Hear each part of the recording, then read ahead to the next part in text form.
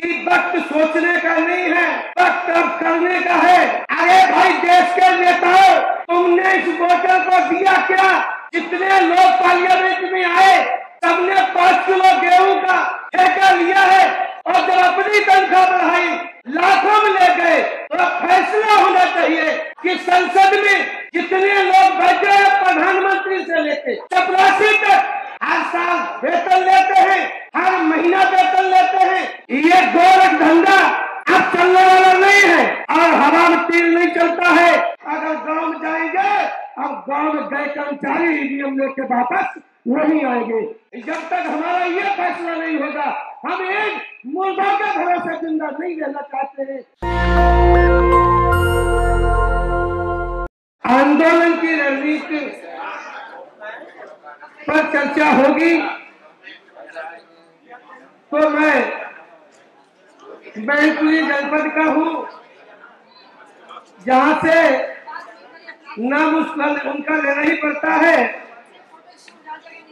मुलायम सिंह जहाँ से एमपी होते हैं वहाँ के हम रहने वाले हैं। पूरे उत्तर प्रदेश के वोटर्स पार्टी इंटरनेशनल के अध्यक्ष हैं और आज की तारीख में आज ये फैसला करने के लिए मैं इस दिल्ली में आया हूं कि वक्त सोचने का नहीं है, वक्त अब करने का है।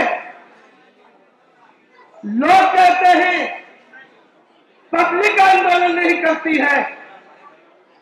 मैं पूछता हूं, अरे भाई देश के नेताओं, तुमने इस वोटर को दिया क्या?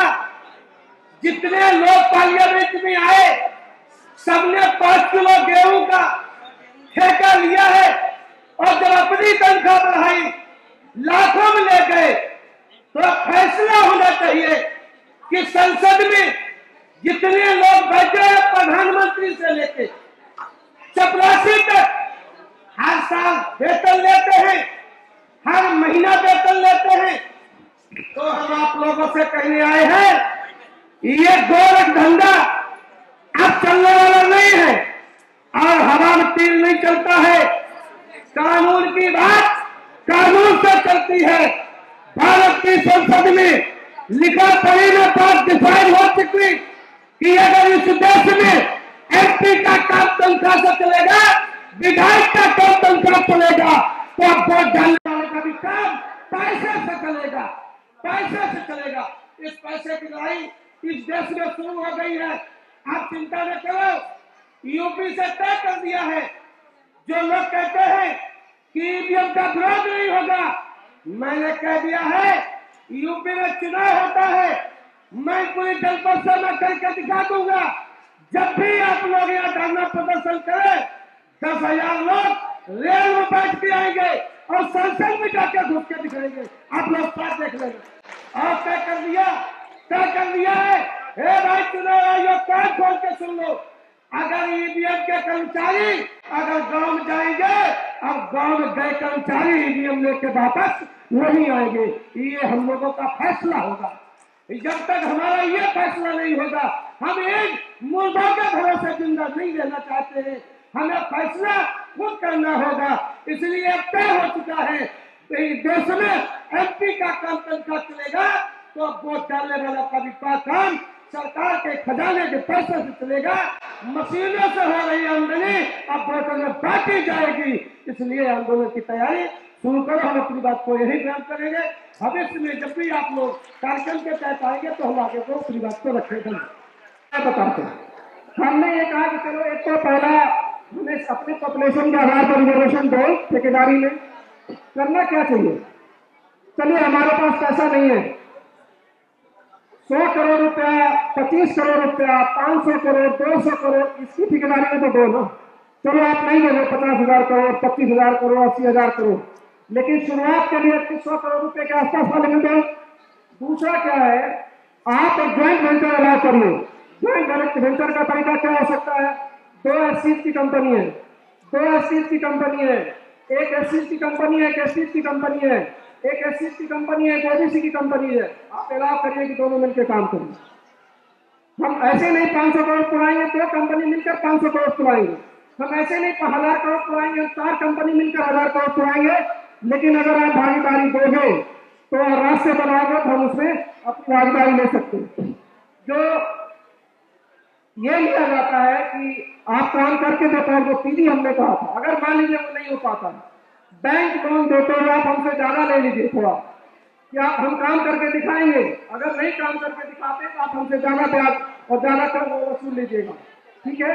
लेकिन SC ST OBC को उसी बात बड़ा भागीदारी के साथ जितने जनरल कैटेगरी लोगों को लोन मिलता है उसी हिसाब से SC ST OBC को भी मिलना चाहिए। चलिए नेक्स्ट कर दिए सर। इसका लाभ क्या होगा? अगर ये काम शुरू हो गया, आप मेरा स्लाइड देख सकते हैं,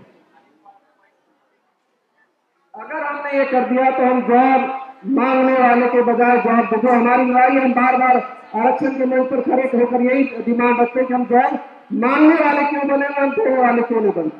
जब आप ये कर पाओगे तो आप जॉब देने वाले हो जाओगे। प्राइवेट सेक्टर में भी आपको भागीदारी मिलेगी और प्राइवेट सेक्टर में आप ऊंचे पदों पर स्थापित होंगे और आपके पास पैसा आएगा। जो इंपॉर्टेंट पॉइंट है कि आप कॉन्फिडेंस होकर MP और MLA का चुनाव लड़ पाओगे। ये क्यों जरूरी है? क्योंकि राजनीति इस देश की दिशा तय करती है। आज क्या होता है, हमारे समाज के लोग MP MLA तो बन जाते हैं, लेकिन उनकी आर्थिक हैसियत मजबूत नहीं होती तो उनको दूसरे के ऊपर, उनके ऊपर आश्रित रहना पड़ता है। फिर वो उनसे काम करवाते हैं अपने हिसाब का, उनसे अपने हिसाब का नियम कानून बनवाते हैं। अगर हमारे MP MLA को यह विश्वास होता है कि हम अपने धन पर, अपने समाज की ताकत पर चुनाव लड़के आए, हम तुम्हारी बात नहीं सुनेंगे, हम अपने समाज के लिए काम करेंगे, तो आपको फेयर डील मिलनी शुरू हो जाएगा। उनको पॉलिटिकल जस्टिस मिलेगा, पार्टियों में टिकट आराम से मिलने लगेगा। और एक साथ जिस इक्वलिटी की का सपना, जिस बराबरी का सपना हम देख रहे हैं और जिस लिबर्टी का, इस गुलाम देश में SC ST OBC के लिए गुलाम देश है, आपको वो लिबर्टी मिलेगी और फिर इस देश का एक बेहतरीन देश का निर्माण होता है। इसको हम छोड़ देते सर।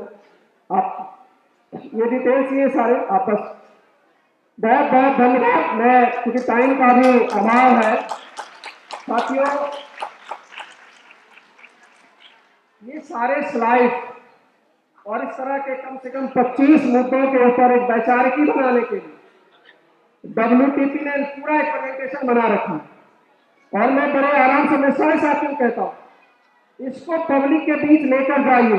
हमारे मेंबर ऑफ पार्लियामेंट बैठे हैं, हमारे नेतृत्वकर्ता लोग बैठे हैं, मैं उनसे भी निवेदन करता हूँ कि आप इनको आगे लेकर जाइए। नौकरी की लड़ाई तो है ही, साथ में इस भागीदारी से अगर हम 68 लाख करोड़ में से 50 लाख ले गए तो 34 लाख करोड़ रुपया अगर हमारे परिवारों में आने लगा तो इस भारत में हमें कोई पीछे नहीं ले जाता है। बहुत बहुत धन्यवाद। नेशनल दस्तक की आपसे गुजारिश है कि अगर इसको बचाना चाहते हैं तो नेशनल दस्तक को सब्सक्राइब करने के लिए रेड कलर के सब्सक्राइब बटन को दबाएं, फिर बेल आइकन की घंटी दबाएं।